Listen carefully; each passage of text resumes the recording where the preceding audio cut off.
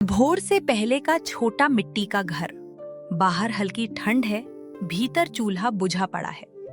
लकड़हारा घर से निकलने की तैयारी कर रहा है। गांव के किनारे एक टूटी सी झोपड़ी में रघु नाम का लकड़हारा रहता था। रात की नींद पूरी नहीं हुई थी, फिर भी वह हर दिन की तरह सूरज निकलने से पहले उठ गया, क्योंकि उसके घर का चूल्हा उसकी मेहनत से ही जलता था। आज थोड़ा और भीतर तक जाना पड़ेगा। सूखी लकड़ी कम मिल रही है और घर में आटा भी बस एक वक्त का बचा है। इतनी सुबह फिर जंगल? तुम्हारा चेहरा देखो, थकान साफ दिख रही है। थोड़ा आराम कर लेते तो क्या बिगड़ जाता। आराम से पेट नहीं भरता सीता। मुन्नी और गोपाल ने कल रात आधा पेट खाया था। आज खाली हाथ लौटा तो उनकी आंखों में कैसे देखूंगा। मैं समझती हूँ, बस इतना ध्यान रखना कि बहुत घने हिस्से में अकेले मत चले जाना। पिछले हफ्ते चरवाहे ने कहा था, वहाँ अजीब आवाजें सुनाई देती हैं। अजीब आवाजों से ज्यादा डर मुझे बच्चों की भूख से लगता है। कुल्हाड़ी तेज है, रस्सी भी है।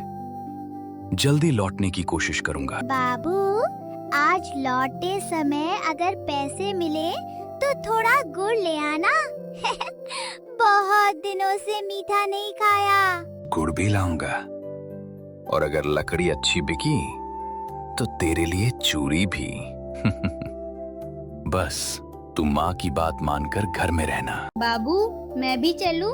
मैं छोटी टहनियाँ उठा दूंगा। नहीं बेटा, अभी नहीं। जंगल खेल की जगह नहीं है।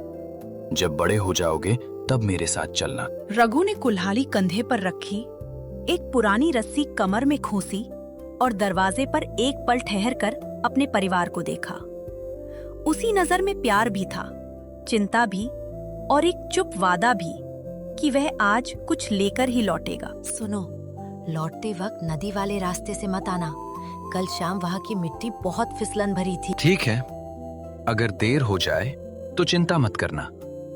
कभी कभी सूखी लकड़ी ढूंढने में आधा दिन निकल जाता है। देर से आना चलेगा, खाली हाथ मत आना। और हाँ, अपना गमछा ले लो, जंगल में सुबह की नमी लग जाती है। तुम हर छोटी बात याद रखती हो। यही सोचकर हिम्मत बनी रहती है कि घर पर कोई मेरा इंतजार कर रहा है। गांव से जंगल की ओर जाता कच्चा रास्ता, दूर पक्षियों की आवाजें और धीरे धीरे घना होता वन। रघु पगडंडी पर तेज कदमों से चल रहा था। सुबह की धुंध अभी पूरी तरह छटी नहीं थी। रास्ते के दोनों ओर झाड़ियां थीं और आगे बढ़ते ही खेत खत्म होकर जंगल शुरू हो जाता था। यही जंगल उसके लिए रोजी भी था और जोखिम भी। आज अगर अच्छे सूखे गट्ठर मिल जाएं, तो 2 दिन का अनाज आ सकता है। बस लकड़ी थोड़ी ज्यादा इकट्ठी करनी होगी। अरे रघु, आज फिर इतनी सुबह? लगता है तूने जंगल से दोस्ती कर ली है। दोस्ती नहीं, मजबूरी है मोहन। जब बाजार में दाम कम मिले तो जंगल के और भीतर जाना ही पड़ता है। भीतर मत जाना। कल मैं उधर से लौटा तो देखा कई पेड़ गिरे पड़े थे। रास्ता भी साफ नहीं था।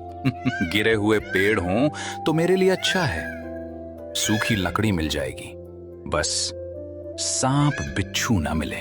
तुम मजाक कर लेते हो, पर सच कहूं, उस तरफ हवा भी अलग लगती है, जैसे कोई जगह लंबे समय से छुई ना गई हो। ऐसी जगहों में ही काम की चीज मिलती है। जो रास्ता सब लेते हैं, वहां बचा ही क्या है। ठीक है, पर दोपहर से पहले लौट आना, और अगर कोई अजीब निशान दिखे तो वहीं से वापस मुड़ जाना। निशान चाहे जैसे हों, मैं पहले सूखी टहनियां बांध लूंगा। खाली हाथ लौटना अब मुमकिन नहीं है। मोहन अपने रास्ते मुड़ गया और रघु अकेला आगे बढ़ता गया। जंगल अब घना होने लगा था।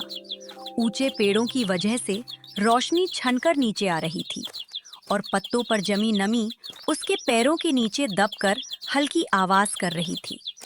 ये वही हिस्सा है जहां पहले बहुत लकड़ी मिलती थी। अगर किस्मत साथ दे तो आज मेहनत रंग ला सकती है। हाँ, ये टहनियां ठीक हैं, सूखी भी हैं और मोटी भी। इन्हें बांधकर अच्छा गट्ठर बन जाएगा। जंगल का भीतर का हिस्सा, ऊंचे पेड़, गिरी सूखी डालियां, हल्की धूप और काम में जुटा अकेला रघु। रघु ने कुल्हाड़ी उतारी और सावधानी से सूखी शाखाएं काटने लगा। वो हरे पेड़ों को नहीं छूता था।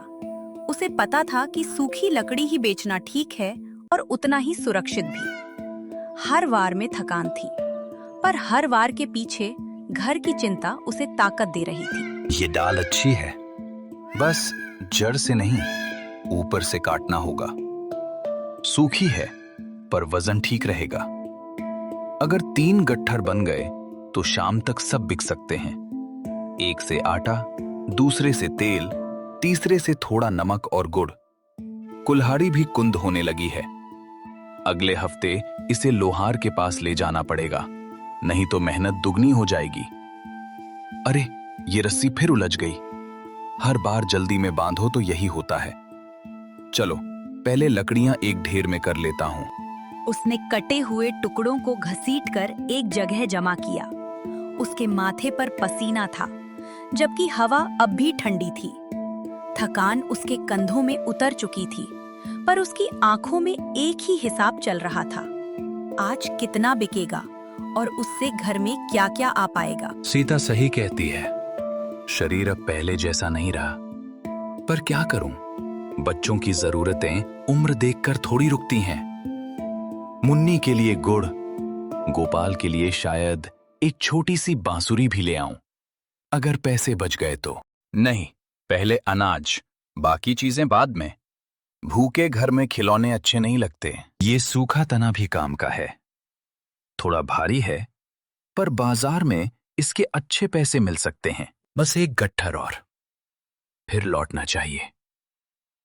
सूरज ऊपर चढ़ने लगे उससे पहले बाहर निकलना ठीक रहता है। जंगल का और भी शांत कम चला गया हिस्सा। पक्षियों की आवाज कम है। रघु लकड़ी ढूंढते ढूंढते अनजानी दिशा में बढ़ आया है। काम करते करते रघु धीरे धीरे उस हिस्से में पहुंच गया जहां वो पहले बहुत कमाया था। यहाँ पेड़ों के तने मोटे थे, जमीन पर पत्तों की परत गहरी थी, और अजीब बात ये थी कि जंगल का शोर जैसे अचानक कम हो गया था। ये रास्ता कुछ अलग लग रहा है। शायद मैं थोड़ा ज्यादा भीतर आ गया हूं, लेकिन यहाँ सूखी लकड़ी सच में ज्यादा है। ये देखो, इतनी मोटी सूखी शाखा। अगर इसे काट लूं तो आधा दिन बच सकता है। अरे, ये कैसी आवाज थी? हवा से आई या कहीं ऊपर कोई डाल टूटी? शांत रहो रघु, जंगल है, आवाजें तो होंगी। डरने लगोगे तो काम कैसे होगा? फिर भी पक्षी अचानक चुप क्यों हो गए? अभी तक तो चारों तरफ चहचहाहट थी। उसने एक पल रुककर चारों ओर देखा। हवा चल रही थी, पर पत्तों की सरसराहट भी जैसे दब गई थी।